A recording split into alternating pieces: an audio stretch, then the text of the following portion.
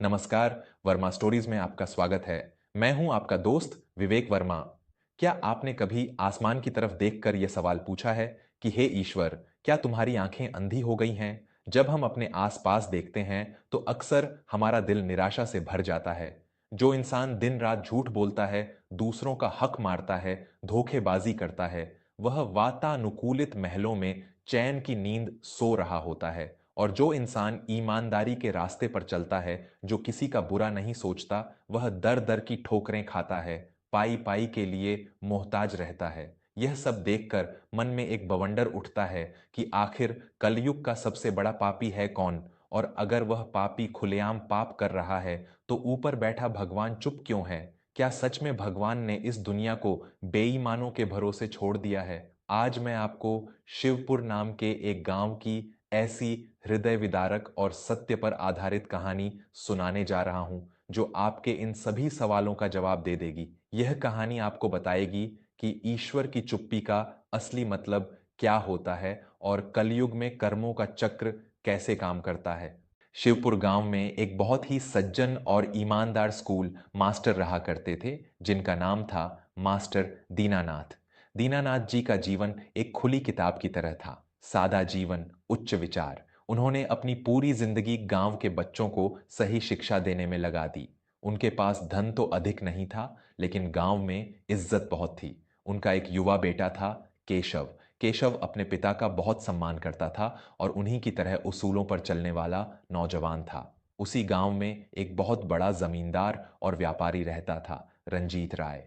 रंजीत राय के पास अकूत संपत्ति थी, लेकिन वह सारी संपत्ति दूसरों का खून चूस कर, गरीबों की जमीनें हड़प कर और धोखाधड़ी करके बनाई गई थी। रंजीत राय के लिए पैसा ही भगवान था। उसके मन में न किसी के लिए दया थी और न ही ईश्वर का कोई खौफ। समय हमेशा एक सा नहीं रहता। एक बार मास्टर दीनानाथ की पत्नी बहुत बुरी तरह बीमार पड़ गई। शहर के बड़े अस्पताल में इलाज के लिए बहुत सारे पैसों की जरूरत थी। दीनानाथ जी ने अपनी सारी जमा पूंजी लगा दी, लेकिन पैसे कम पड़ गए। हार कर वे रंजीत राय के पास गए और अपनी पुश्तैनी जमीन के कागजात गिरवी रखकर कुछ पैसे उधार मांगे। रंजीत राय ने मदद का नाटक करते हुए पैसे तो दे दिए, लेकिन अनपढ़ और परेशान दीनानाथ जी से धोखे से जमीन बेचने के कागजों पर अंगूठा लगवा लिया। इलाज के बावजूद दीनानाथ जी की पत्नी नहीं बच पाई। दीनानाथ जी अभी अपनी पत्नी के शोक से बाहर भी नहीं आ पाए थे कि रंजीत राय ने अपने गुंडों के साथ आकर उनके घर पर कब्जा कर लिया। दीनानाथ जी ने बहुत मिन्नतें की, हाथ जोड़े, लेकिन रंजीत राय ने एक नहीं सुनी। उसने उस बूढ़े और लाचार पिता पुत्र को धक्के मारकर घर से निकाल दिया। ये मेरा घर है रंजीत बाबू, आपने तो सिर्फ जमीन के कागज रखे थे। ये घर तो मेरे पुरखों का है। मुझ पर रहम खाइए, इस बुढ़ापे में मैं अपने बेटे को लेकर कहाँ जाऊंगा? दीनानाथ जी रोते हुए गिड़गिड़ाए। रंजीत राय ने एक क्रूर हंसी हंसते हुए कहा, कागज क्या कहते हैं, यह जाकर अदालत से पूछो मास्टर, और अब यहां से दफा हो जाओ, वरना मेरे आदमी तुम्हारी हड्डियां तोड़ देंगे। दीनानाथ जी और युवा केशव सड़क पर आ गए। एक छोटी सी टूटी हुई झोपड़ी में उन्होंने जैसे तैसे पनाह ली। इस सदमे और बेइज्जती को दीनानाथ जी बर्दाश्त नहीं कर पाए। उनकी तबीयत दिन ब दिन बिगड़ती गई। दवा और खाने के अभाव में एक रात खांसते खांसते दीनानाथ जी ने केशव की गोद में दम तोड़ दिया। पिता की मौत ने केशव को अंदर तक तोड़ दिया। उसने देखा कि उसी रात रंजीत राय की हवेली में उसके बेटे विक्रम के विदेश से लौटने की खुशी में एक बहुत बड़ी पार्टी चल रही थी। वहां संगीत बज रहा था, लोग नाच रहे थे, और यहां केशव के पास अपने पिता के अंतिम संस्कार के लिए लकड़ियां खरीदने तक के पैसे नहीं थे। केशव का खून खौल उठा। उसकी आंखों से आंसू सूख चुके थे और उनकी जगह क्रोध की ज्वाला धधक रही थी। पिता का अंतिम संस्कार करने के बाद केशव सीधे गांव के उस पुराने शिव मंदिर में गया जहां उसके पिता रोज सुबह पूजा किया करते थे। मंदिर में कोई नहीं था। केशव भगवान की मूर्ति के सामने जाकर फूट फूट कर रोने लगा। फिर वह गुस्से से चिल्लाया, कहाँ हो तुम? क्या तुम्हारी आंखें अंधी हो गई हैं? मेरे पिता ने जीवन भर तुम्हारी भक्ति की, ईमानदारी के रास्ते पर चले, और बदले में तुमने उन्हें क्या दिया? सड़क पर तड़प तड़प कर मौत। और वह रंजीत राय जिसने हमारा सब कुछ छीन लिया, जिसने मेरे पिता की जान ले ली, वह आज महलों में जश्न मना रहा है। अगर तुम सच में हो तो उसे सजा क्यों नहीं देते? क्यों तुम इस कलयुग में पापियों को फलने फूलने देते हो? तुम चुप क्यों हो? केशव के इन तीखे सवालों से मंदिर की दीवारें गूंज उठीं। तभी पीछे से एक बहुत ही शांत और गहरी आवाज आई, ईश्वर अंधा नहीं है मेरे बच्चे, बस उसका न्याय इंसानों की तरह शोर नहीं मचाता। केशव ने पीछे मुड़कर देखा, वहां एक वृद्ध सन्यासी खड़े थे। उनके चेहरे पर एक अद्भुत तेज और आंखों में अथाह शांति थी। उनका नाम था स्वामी आत्मानंद। वे कुछ दिनों के लिए गांव के उसी मंदिर में रुके हुए थे। केशव ने गुस्से में सन्यासी से कहा, कैसा न्याय स्वामी जी? मैं यहाँ अपने पिता की राख नदी में बहाकर आ रहा हूँ और वह हत्यारा रंजीत राय अपनी हवेली में शराब पीकर हंस रहा है। अगर भगवान न्याय करता है तो आज ही उस पर बिजली क्यों नहीं गिर जाती? भगवान चुप क्यों बैठे हैं? स्वामी आत्मानंद केशव के पास आए। उन्होंने केशव के सिर पर बड़े प्यार से हाथ रखा और उसे मंदिर की सीढ़ियों पर बैठाते हुए कहा, बेटा, इंसान का सबसे बड़ा भ्रम यह है कि वह ईश्वर को अपनी घड़ी के हिसाब से चलाना चाहता है। तुम पूछते हो कि कलयुग का सबसे बड़ा पापी कौन है और भगवान चुप क्यों है, तो आज इस रहस्य को ध्यान से सुनो।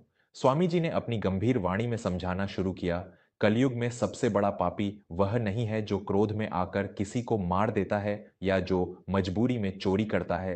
कलयुग का सबसे बड़ा पापी वह है जो विश्वास की हत्या करता है, जो भलाई का मुखौटा पहनकर किसी लाचार का गला घोंटता है।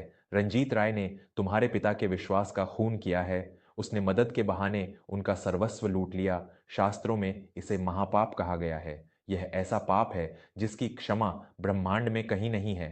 केशव ने बीच में टोकते हुए कहा, अगर यह महापाप है तो भगवान उसे सजा क्यों नहीं दे रहे? वह तो दिन ब दिन और अमीर होता जा रहा है। स्वामी आत्मानंद मुस्कुराए और बोले, बेटा, सत्ययुग में पाप मन में आते ही सजा मिल जाती थी। त्रेता युग में पाप वचन से बोलने पर सजा मिलती थी। द्वापर युग में पाप कर्म करने पर सजा मिलती थी। लेकिन कल युग का नियम अलग है। कल युग में ईश्वर ने इंसान को पूरी स्वतंत्रता दी है। जब कोई इंसान पाप करता है तो ईश्वर तुरंत उसे नहीं रोकता, वह चुप रहता है। लेकिन यह चुप्पी क्यों? केशव ने अधीर होकर पूछा। क्योंकि ईश्वर पापी के पाप का घड़ा पूरा भरने देता है। स्वामी जी ने गहराई से कहा, ईश्वर की यह चुप्पी पापी के लिए सबसे बड़ी सजा की तैयारी होती है। जब पापी पाप करता है और उसे कोई सजा नहीं मिलती तो उसका अहंकार बढ़ जाता है। वह सोचता है कि उसे कोई देखने वाला नहीं है, वह सर्वशक्तिमान है। इसी अहंकार में अंधा होकर वह और बड़े पाप करने लगता है। ईश्वर उसे एक लंबी रस्सी देता है ताकि जब वह गिरे तो इतनी ऊंचाई से गिरे कि फिर कभी उठ न सके। अगर रंजीत राय को आज एक छोटी सी बीमारी या नुकसान हो जाए तो वह उसे अपने पैसों से ठीक कर लेगा। लेकिन ईश्वर का प्रहार तब होता है जब पापी को अपनी ताकत पर सबसे ज्यादा गुरूर होता है। और कलयुग में ईश्वर किसी त्रिशूल या सुदर्शन चक्र से प्रहार नहीं करता, वह प्रहार करता है समय और अपनों के रूप में। स्वामी जी की बातें सुनकर केशव का गुस्सा कुछ शांत हुआ, लेकिन फिर भी उसके मन में एक शंका थी। वह वहां से शहर चला गया और कड़ी मेहनत करके अपनी जिंदगी संवारने में लग गया। उसने तय किया कि वह ईमानदारी से पैसा कमाएगा और अपने पिता का नाम रोशन करेगा। समय अपनी गति से चलता रहा। 15 साल बीत गए। रंजीत राय का अहंकार आसमान छू रहा था। उसका बेटा विक्रम अब हवेली और कारोबार दोनों का मालिक बन चुका था। रंजीत राय अब बूढ़ा हो चला था और उसे लकवा मार गया था। वह व्हील चेयर तक सीमित हो गया था। उसे लगता था कि उसने जो साम्राज्य बेईमानी से खड़ा किया है उसका बेटा उसे और आगे बढ़ाएगा। लेकिन याद रखिए, पाप की नींव पर खड़े महल कभी सलामत नहीं रहते। विक्रम अपने पिता से भी 2 कदम आगे निकला। उसने विदेश में रहने वाली एक बहुत अमीर लड़की से शादी कर ली। शादी के बाद उस लड़की ने विक्रम से कहा कि उसे भारत के इस गांव में नहीं रहना है, वह विदेश जाकर ही बसेगी। विक्रम ने रातों रात हवेली, सारी जमीनें और सारा कारोबार बेच दिया। जब रंजीत राय को यह बात पता चली तो वह अपनी व्हील चेयर से गिर पड़ा। उसने विक्रम के पैर पकड़ ली। यह तू क्या कर रहा है विक्रम? इस हवेली को बनाने के लिए मैंने न जाने कितनों की बद्दुआएं ली हैं, कितनों के घर उजाड़े हैं। यह मेरा घमंड है। तू इसे बेचकर मुझे इस हालत में कहां छोड़कर जा रहा है? रंजीत राय रोते हुए गिड़गिड़ाया। विक्रम ने अपने पिता को लात मारकर खुद से दूर किया और ठीक वही शब्द कहे जो कभी रंजीत राय ने मास्टर दीनानाथ से कहे थे, कागजों पर अब मेरे दस्तखत हैं पिताजी, मैं इस प्रॉपर्टी का मालिक हूं, मुझे आपकी कोई परवाह नहीं है, मैं जा रहा हूं, आप यहां सड़िए। विक्रम ने हवेली का सौदा कर दिया और अपने लकवाग्रस्त पिता को सड़क पर छोड़कर हमेशा के लिए विदेश चला गया। रात का समय था, भारी बारिश हो रही थी। जो रंजीत राय कभी गरीबों को कीड़े मकोड़े समझता था, आज वही रंजीत राय कीचड़ में सना हुआ मंदिर की सीढ़ियों पर पड़ा सर्दी से कांप रहा था। उसके शरीर में हिलने तक की ताकत नहीं थी। भूख और ठंड से उसकी जान निकल रही थी, लेकिन उसे पानी पिलाने वाला कोई नहीं था। उसे अब अपने किए गए एक एक पाप याद आ रहे थे। उसे मास्टर दीनानाथ का वह रोता हुआ चेहरा याद आ रहा था। वह दर्द से चीखना चाहता था, लेकिन उसके गले से आवाज नहीं निकल रही थी। तभी मंदिर के पास एक बड़ी सी गाड़ी आकर रुकी। उसमें से एक सूट बूट पहने हुए एक नौजवान बाहर निकला। वह केशव था। 15 सालों की कड़ी मेहनत के बाद केशव अब शहर का एक बहुत बड़ा और प्रतिष्ठित ठेकेदार बन चुका था। केशव मंदिर के दर्शन करने आया था। जब उसकी नजर सीढ़ियों पर पड़े उस लाचार और बदबूदार बूढ़े पर पड़ी तो वह ठिठक गया। उसने ध्यान से देखा तो उसकी रूह कांप गई। यह वही रंजीत राय था जिसके एक इशारे पर गांव कांपता था। आज वह कीड़े की तरह जमीन पर रेंग रहा था। रंजीत राय ने भी केशव को पहचान लिया। उसकी आंखों से पश्चाताप के आंसू बहने लगे। वह हाथ जोड़कर केशव की तरफ देखने लगा, मानो माफी मांग रहा हो। केशव को स्वामी आत्मानंद की वह बात याद आ गई, ईश्वर का प्रहार समय और अपनों के रूप में होता है। केशव के अंदर का वह पुराना गुस्सा अब दया में बदल चुका था। केशव अपनी गाड़ी के पास गया। उसने एक गर्म कंबल निकाला और लाकर रंजीत राय के ऊपर ओढ़ा दिया। उसने रंजीत राय से कुछ नहीं कहा, न कोई ताना मारा, न कोई बदला लिया, क्योंकि केशव समझ चुका था कि जिस इंसान को उसके अपने ही खून ने सड़क पर फेंक दिया हो, उसे दुनिया की कोई और सजा क्या रुलाएगी। भगवान ने रंजीत राय का पूरा हिसाब कर दिया था, और वह भी बिना एक शब्द बोले। दोस्तों, यही है ईश्वर का न्याय और कर्मों का सच्चा रहस्य। हम इंसान अपनी छोटी सी बुद्धि से भगवान के विशाल चक्र को नहीं समझ पाते। जब कोई हमारे साथ बुरा करता है और उसे तुरंत सजा नहीं मिलती, तो हम भगवान को कोसने लगते हैं। हम यह भूल जाते हैं कि भगवान की लाठी में आवाज नहीं होती। कलयुग में भगवान किसी का हाथ पकड़कर उसे पाप करने से नहीं रोकता, वह आपको खुली छूट देता है।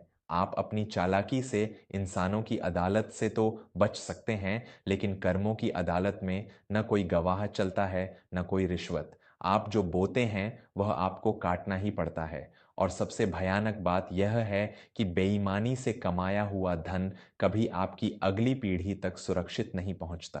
वह या तो बीमारी में जाता है या औलाद को ही आपका सबसे बड़ा दुश्मन बना देता है। इसलिए अगर आपके साथ कोई अन्याय कर रहा है तो निराश मत होइए। भगवान को अंधा मत कहिए। अपना कर्म ईमानदारी से करते रहिए। भगवान चुप है, इसका मतलब यह नहीं कि वह देख नहीं रहा है। वह बस उस पापी के घड़े के भरने का इंतजार कर रहा है। जिस दिन वह घड़ा भरेगा, उस दिन पापी के पास न रोने के लिए जगह बचेगी और न आंसू पोंछने के लिए कोई हाथ। आपको यह कहानी कैसी लगी? क्या आपने भी अपनी जिंदगी में कर्मों के इस चक्र को लौटकर आते हुए देखा है? जो लोग कभी अहंकार में चूर थे, क्या आपने उन्हें अपने ही कर्मों की आग में जलते हुए देखा है? अपने विचार और अपने अनुभव नीचे लिखकर जरूर साझा करें। मुझे आपकी बातों को पढ़ने का इंतजार रहेगा। अगर इस कहानी ने आपके दिल को छुआ हो और आपको जीवन का यह गहरा सत्य समझ आया हो, तो इसे अपने परिवार और दोस्तों के साथ ज़रूर साझा करें। वर्मा स्टोरीज से जुड़ने के लिए और मुझे सुनने के लिए आपका बहुत बहुत धन्यवाद। मैं विवेक वर्मा अब आपसे विदा लेता हूँ।